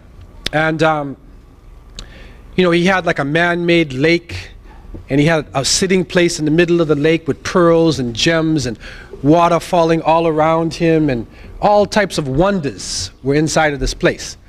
But you know, they brought a sheikh one time from North Africa. He was considered to be known for what they call zuhud in Arabic, zuhud, which means that, you know, you're not into the material world. He was austere. And when the sheikh came here and saw this, he said in a poem, "O Madinah al-Zahra, you know, every house in Andalusia has contributed to your building, and one day you will help to build every house in Andalusia." And sure enough, within a few weeks after the sheikh made this prediction, there was an internal revolt that went on, and it was destroyed. And the people took all the riches, they couldn't take it anymore. Because this is when the Muslims, that they have become corrupt, man. And so all that's left now of the city is the ruins. But you can see the complicated rooms and waterways and a number of things that are still left in the ruins. You always see these channels. This is how they used to channel their water in. They had an interesting system. And the channel goes from up to down. It's like built in such a way that gravity carries the water. It carries it right in to your apartment. Some of the ruins, Madinah al-Zahra. This would have been his main court. They said was in this area. Now this is an artist's conception of the Khalifa himself, and there are European dignitaries who are visiting the court of what, you know, Madinah al-Zahra could have looked like actually when the Khalifa al-Nasir was there. Now what is interesting, by the mercy of Allah, that after centuries, after the Inquisition and after resistance continued in Granada for a long time, they have found now that the people maintain their faith. And there's actually what they call Ajami script, which is Spanish. It is a dialect of Spanish written in Arabic. And so they did what we call tafsir, explanations of Quran, hadith, and a number of books in this Arabic script, which is actually Spanish language. And they're finding them now in excavations underneath houses and buildings. They're bringing these scripts up. And there's a Dr. Ali Katani who's written a book in Arabic, in Bi'at al-Islam fil Andalus. And he has actually bringing these things to the surface. And it's very interesting to see this script being used. So now what has happened, when the Spanish government allowed freedom of religion, the Andalusian people, and there was nationalism. So each province looked into its history. If you're from Aragon, or you're from Valencia, or Castilla, wherever you're from, everybody looked at their own province. What is my history? So the Andalusian people found that they were Muslims. They didn't even know it. But when they really started looking, they found that they're probably descendants of Muslims. So now there are hundreds of them who are accepting Islam. And many of them are former members of the Communist Party. So they're like really good organizers. Really good organizers, man. They need some spirituality though, you know, but they're really good organizers. And so they have organized here, and one of the brothers was there in this place. This is a restaurant. So it's a restaurant, you see, al-halal, maqan, mat'am. So it's a restaurant and coffee house. And so the Spanish people come in here, and the Spanish people really like it. And they sell couscous and hummus and many different, you know, Arabic Muslim foods. And you go inside, and they also give you dawah.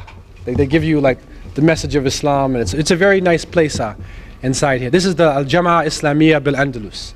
This is the Ikhwa there. That's how it looks on the inside. It's kind of a dark shot. It's not so clear, but this is what it looks like.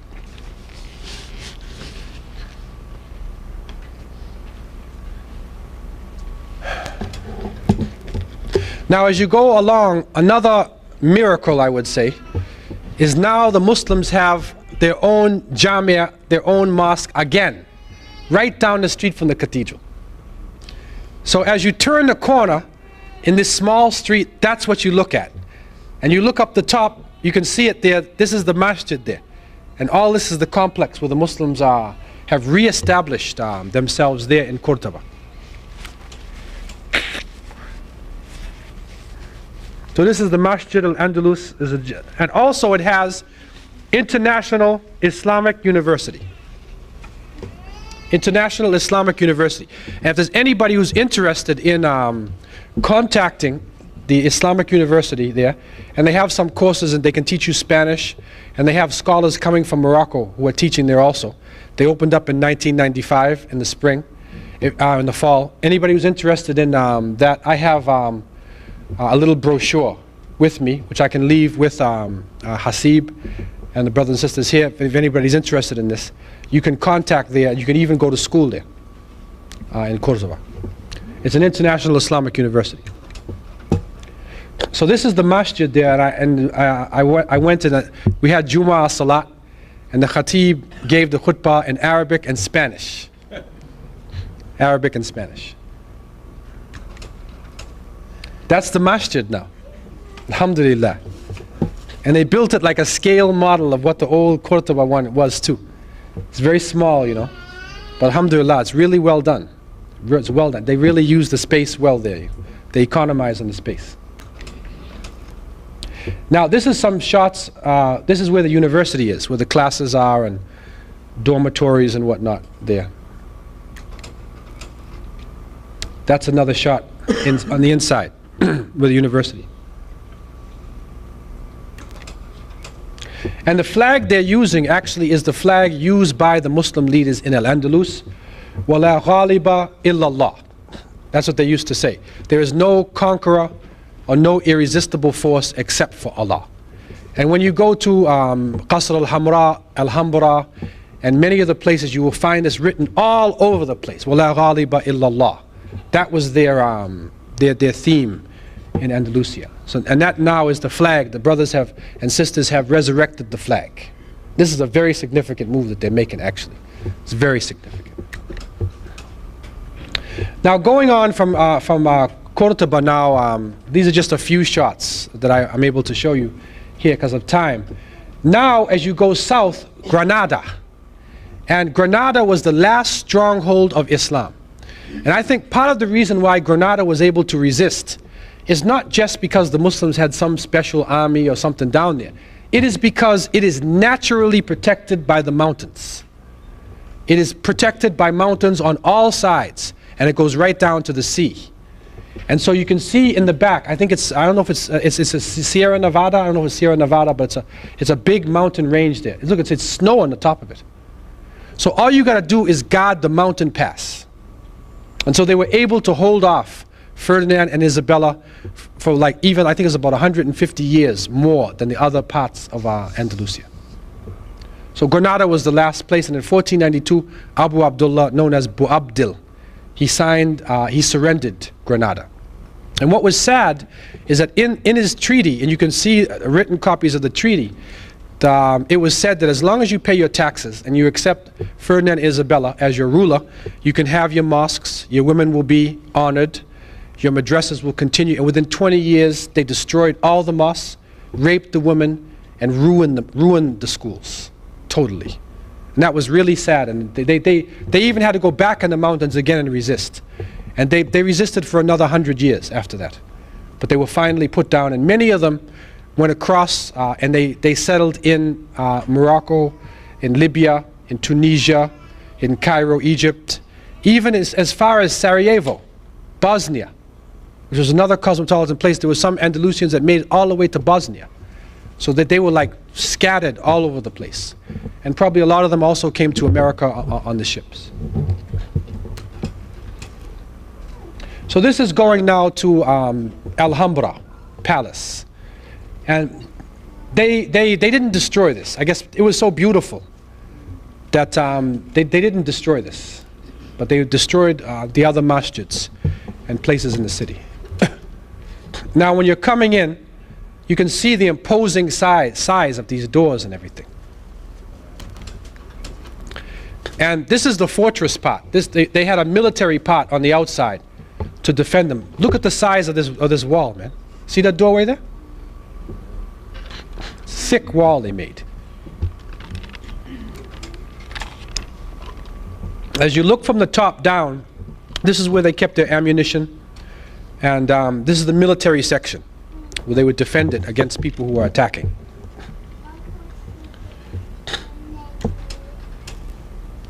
Then as you go inside, you're coming to the Court of the Lions, and this is one of the famous places inside. It's an amazing building. It's an amazing building. You always find water. Water was all around the place, and that is because Muslims have a preoccupation with tahara, with purification. And so water is there, and always you're finding the water being used, and then they had ways of running it in and running it out. Now, when you look at this, you also see how they have influenced Spanish architecture. And so if you go to California, even buildings here, you can still, right, especially in Miami, look at some of the houses, right? How the roofs on the houses, the red roof, it's got those like tiles. That's from them, man. It's Muslims. This is the legacy. There's a hotel here, very big hotel, historic, built in the 20s. It's called the Biltmore Hotel. It's actually got parts that are exact copies. The Biltmore? The Biltmore Hotel. Biltmore Hotel. If you go to check which part of Miami is that in? It's right around here. Exact copies of it. The brother who is with me, I'm on the right, and is a Portuguese brother. He left from, he was sent by the Jama'ah in Cordoba to take me to Granada. And so he's on the left there. He's originally Portuguese, he accepted Islam, and he's one of the students in the university there. And he's doing very well. He's learning Arabic, and he's doing very well in his studies now.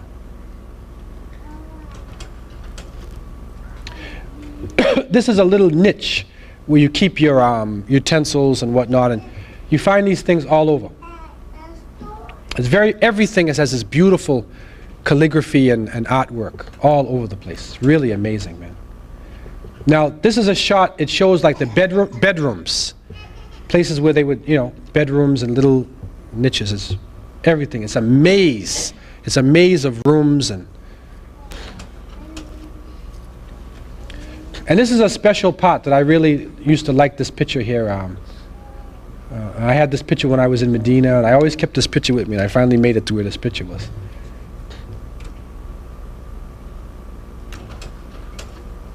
This is the Court of the Lions. See the water in the middle? They're moving the water around. I mean, part of this also shows, actually, to be honest, part of this thing was, it's a little bit too heavy. Part of it is, I mean, they want paradise on earth, man. You know, and so like, this is part of the reason why they went down. Because they went too far. I mean, it shows how artistic they were, right? But really, I mean, a Muslim is supposed to want Jannah, like, you're supposed to want paradise, man. They, you know, this is like, you know, you're in this place, you think you're in paradise. And somebody wanted to be in paradise before they died, actually, when they built this place. But as you go outside, you move to another section. I think it took us about 4 hours to walk through this place. 4 hours. And we didn't see it all. It's an amazing complex. So you look, they have their olives growing there and oranges. They like especially citrus fruits there. You know, oranges grow really well in Spain and Portugal. And the word Portugal is, the Arabic word for orange is Portugal. So Portugal, Portugal. Out of the Portugal, the land of the oranges. And up until now, you get really good oranges that come from Spain and from Portugal. This is, as you're walking along, you see these, this is how the water flows. Where the darkness is, you see it's going up to down, and this is how they build it. So right there, as you walk by that, you hear the water trickling. So the water's moving all the time inside of the city. It's amazing waterworks. And that's another section. Hacienda. Hacienda. All of these things comes from this. You know, we used to watch Zorro. You know Zorro? Yeah. The Z. All that chivalry, riding on the horse, and all that, the hacienda and the nobility. That's all from Islam, man. It's all from Islam. This is what they call the summer section, when they wanted to go and relax, especially in the nice weather. So this is another section altogether. It's a really beautiful section too. He wanted it, Tajri, you know, Tajri min tahtihi al-anhar, and you know, Jannah, man. He wanted Jannah and Aden. He wanted paradise, man. And this is the Islamic community in Spain, Al-Jama'ah Islamiyya fi España. And that is in Granada, one of the places in Granada. And this, I want to show Imam Siraj Wahaj. I got this for him. This is Masjid Taqwa. You know, Imam Siraj is the Imam of Masjid Taqwa in Brooklyn. I said to the Imam, this is your chapter in Granada. It's Mesquita at Taqwa. But you see the Arabic, Masjid at Taqwa. So that's Masjid Taqwa Granada branch.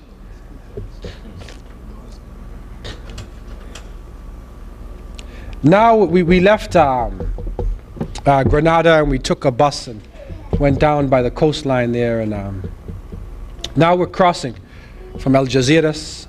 We crossed over to Tanja. This is North Africa you're looking at. And so you will find the Islamic cities are made like this. This is going close to Tangiers. This is the Straits of Gibraltar. Now went to Rabat, and then from there to Marrakesh. I have just a few shots here of Morocco. But again, you can see the continuity in terms of the buildings in Morocco and in Spain. Because, you know, the people who were controlling Spain were also controlling North Africa, and they were controlling West Africa. So you will find also in Senegal and other places the same type of architecture.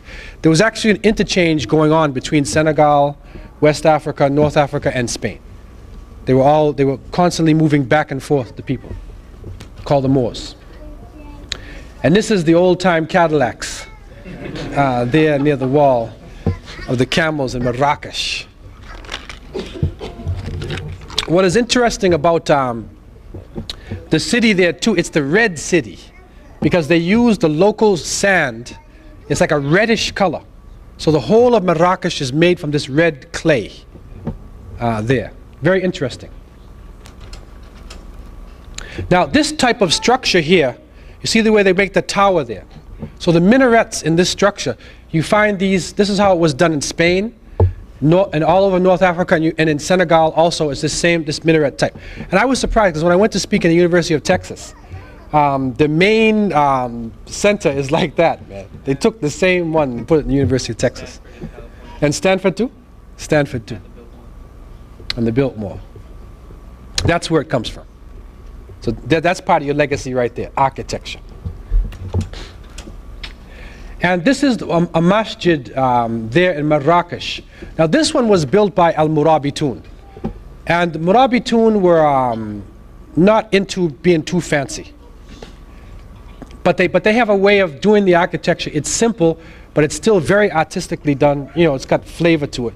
But it's not as overly ornate as some of the other people. Yeah. And this one was built by Al-Muwahhidun. That's the group that came after Al-Murabitun. They would say Al-Muhades. In English they say Al-Muhades. And they call Al-Murabitun Al-Muravids. So Al-Muwahhidun, this was a place that was built by them. It was a training center, and also it's an irrigation center. And they brought the water in. There's a huge lake there, man-made lake. And according to what they were telling us, what they would do, the Berbers were coming off the desert. And when you're in the desert, the only water you have, you drink that water. So they don't know how to swim. And they were bringing recruits across the Straits of Gibraltar to go to Spain. So they bring you here and they teach you how to swim. So this is like the first swimming pools, like in a sense, this old swimming pool. You take your swimming lessons in there, get prepared, for struggle, and then they take you up north to the Straits of Gibraltar because you got to cross the straits, man. If you can't swim, if you're from the desert, and you go across the straits, man, you're gonna have a problem, man, unless you learn how to swim. So Al-Muwahhidun, we're using this as a and also it irrigates the land around there. There are olive groves and date palms, and many different fruits are growing there. It's an irrigation center. Also, it's a very rich culture there in Marrakesh. The kufis and caps and different types of work being done by the women there. This marketplace is a really nice marketplace, man. For those of you into marketplaces, there's a lot of stuff here, man. You could stay here all day. And this is also another open market. I was there in the springtime, and they have a special springtime season. It's like everybody from all over the country, all the young people come to Marrakesh in the spring. It's like a spring break, like we would call spring break. So they come here for the spring break. And in this marketplace at night, it's really nice at nighttime, because at nighttime the lights are on and they're making like kebabs, like we call burgers, like kebabs, and different samosa and foods, and couscous and barbecue, and it's really nice at night. Cane juice. And people are just like talking, mingling with each other, and it's a nice atmosphere there in the evening. But they're also known for magic. The Marrakesh people, they have some dangerous voodoo, right? A Sahara, and right, the Sahara are there in Marrakesh, and this is the Moroccans told me, man. They have the Siha, and this is an amazing shot here, right? This is one of the Sah. This is the Sahir. These are live snakes, man. So I talked to him in Arabic. I said, "What you got? What do you got, man?" So he said he pulled these snakes out, man. You see the snakes? They're alive. And he pulls them out to me, and he shows me the thing, and he's carrying on and trying to scare me. Then afterwards he finishes, he puts his hand out and he says, "Yalla, hatsa fulus. Give me some money." I said, "Brother, I'm not giving you no money, man, for pulling out those snakes." Then he starts cursing me. "May your children hate you," and all this stuff. Astaghfirullah. He's cursing me, man. I said, "Look, I'm not afraid of you, man. I'm afraid of Allah, man. I'm not afraid of you." But some people would be really scared if this guy is like an Obia man or a voodoo man. They'd be really scared of his curse, like, right? It's a dangerous guy. Look at him. It's real character, man. This is another good shot too. This is another character here. This is a water carrier. Now, right, before 7-Up and Coca-Cola and before ice cubes, this man was a very important person, you know. That's right, in all the Muslim cities, because he carries water and he flavors the water. You get like rose water, and you know, so he was like the walking 7-Up Coca-Cola man. And so he still maintains the traditional dress there, and it's very interesting, his dress. Then we went overland and we went to Fez. And Fez. This is also another very historic town. And one of the centers of Islamic culture. One of the famous centers of learning and knowledge in the Muslim world. Was in the city of Fez. And that's from the mountain overlooking Fez. You look right down into the city itself. Now you see the design now is a little bit different here. And this wall is famous. On one side it's blue, on the other side it's green. And so there's different sections of Fez. And there are different quarters. The people know the quarters and the sections of Fez. There are different people. There are woodworking people living in one section, silversmiths in the other section, Quran readers, you know, different types of people living in different sections of Fez. And again, you see the streets, you know, think of Spain, right? And that street there. And that's your taxi right there. That's the taxi. You have to ride donkey. You can't ride any cars in Fez. Because the streets are too narrow, right? Which is good, because there's no pollution in the things that the automobiles build. If any of you know Kenya, Lamu, the city of Lamu is just like this, off the coast of Kenya. It's an island. It's exactly like this. This is the old madrasa, Qirawan. This is one of the old centers of learning in Fez. And it's just for display now, because it's very old. But you can see the architecture is still there. And it used to be a dormitory and school where the students would stay, studying Islamic studies. This is now the modern architecture. This is part of the King's Palace in Fez. And so he's taking the old style and putting the modern thing on it now. And this is one of the famous masjids there also, in Fez. The Moroccan flavor. That's where you make your wudu. You make your ablution there before the prayers in that place there.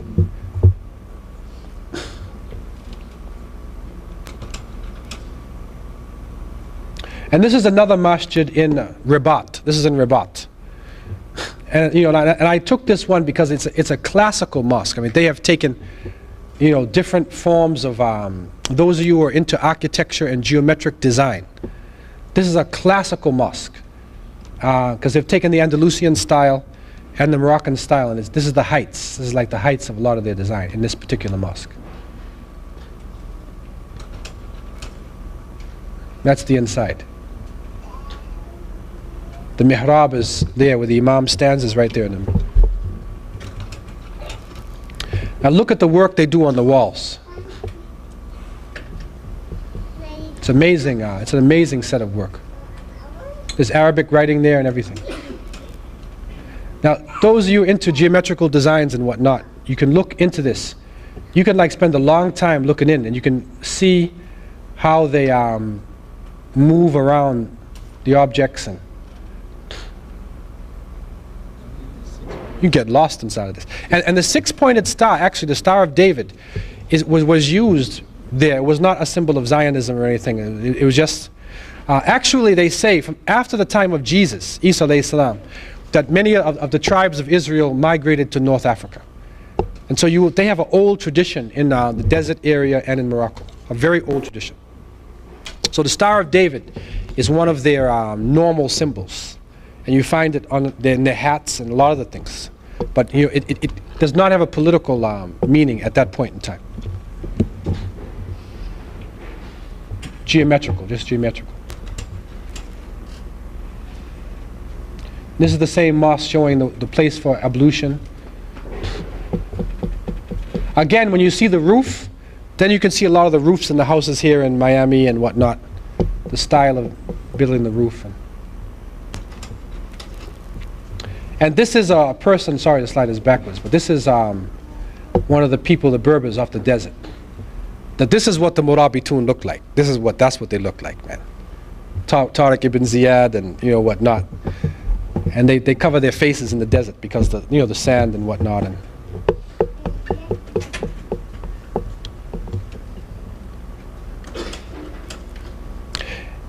boy, I got the slide backwards.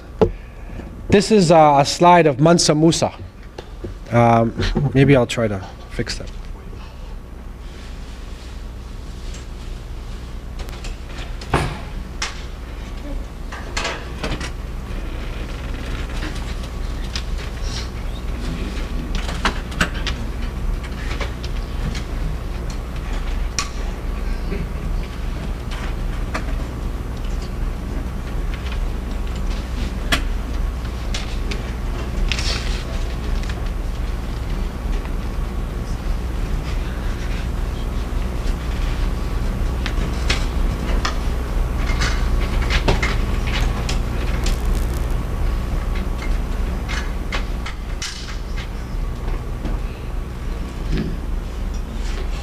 Here it says the great African king Mansa Musa, king of medieval Mali, but also popularly known as king of the Moors.